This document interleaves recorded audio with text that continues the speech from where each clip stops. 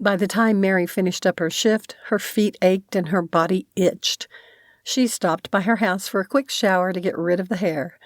With Halloween in 2 days, she'd promised to take her son to the community center for the scarecrow-making event. She almost forgot the bag of canned goods for the food drive and had to run back in to grab them. When Mary opened the door of the Happy Ducklings daycare, she found her son waiting near the front counter with his new friend, Grace. They'd only known each other a week and were already best buds. Mary couldn't help smiling at the way they stood chattering away with each other, holding hands. It was the closest thing she'd ever seen of someone finding a kindred spirit. Mary went to the counter to check her son out. "Hi, Millie," she said to the owner, who was handing Alex his jacket. "Mama!" Alex grabbed it and ran to the half door, which kept children from coming into the reception area. He dragged Grace along with him. She raised a shy hand and waved. "Good evening, Grace," Mary waved back. The little girl's curls were reminiscent of a young Shirley Temple. Mary wondered if the child's mother had considered entering her daughter in the contest for Christmas Fairy. Add some wings and glitter, and she'd be perfect. "Can Grace come with us to build scarecrows?" Alex asked. "Isn't her family already going?" Alex shook his head. "Please, she's never been." The door opened behind them, and Mary glanced over her shoulder.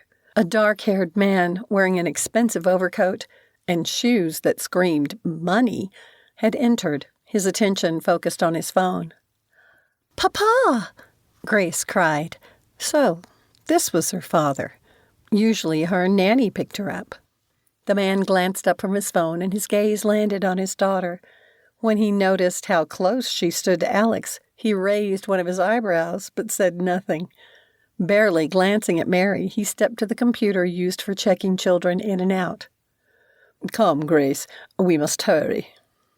He had a hint of an English accent, which might have something to do with his daughter's advanced vocabulary.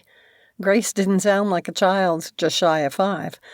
It made Mary think of Trish Johnson's Perfect Gentleman. Was this him? He barely acknowledged Millie Bartholomew, the daycare owner, standing behind the counter. So, not such a gentleman after all. "But, Papa, it's a charity. It helps people." Grace gave him a pleading look, but he was paying attention to his phone. It about broke Mary's heart. "Another time, perhaps."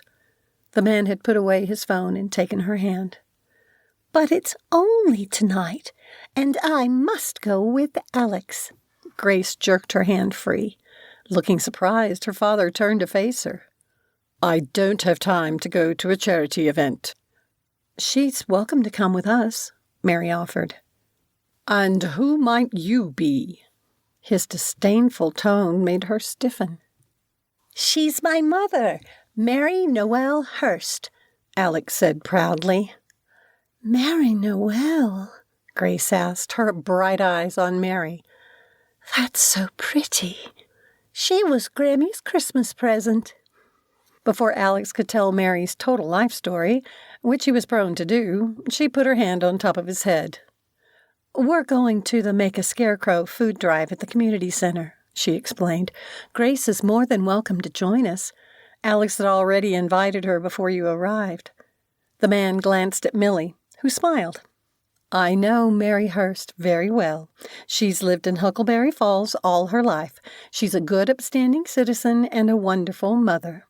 The middle-aged woman got a twinkle in her eyes. "She's also a widow." Mary and the man both scowled at her. Millie didn't look repentant at all, and added in the way of an introduction, "Grace's father is Mr. Carlisle Wyndham."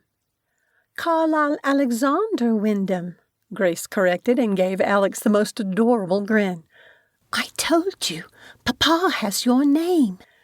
"We really must go, Grace," her father said firmly, but Mary didn't miss how the corner of his mouth twitched.